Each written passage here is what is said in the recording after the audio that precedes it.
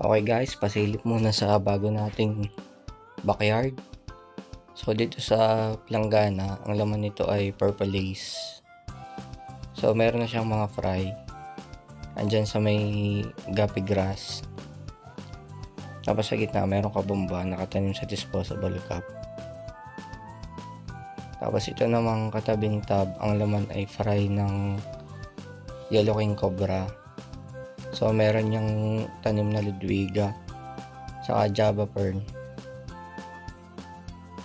Yan, may mga puro fry yan. Madami yan, nasa 150 pieces. Tapos dito naman sa tabi, yan yung parents nila. Tapos meron pa ding mga jubi na yung mga yan ngayon. So malinaw ang tubig kahit malumot. May ludwiga din yan na tanim. Magsimula lang sa 3 peraso. Tapos yung katabi naman, yan yung halo-halong stray na dambuir,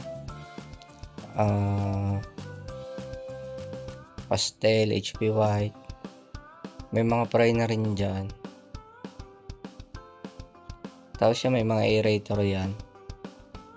Tapos itong katabing planggana naman, yan ay yung ilang purple lace na medyo jubi na. Nihiwalay ko na lang. So yan yung bagong setup natin ngayon. Wala na kasi yung dati kasi lumipat na ako ng bahay. Okay guys, so yan muna yung updates ngayon and see you sa next video. Happy fish keeping and fish out.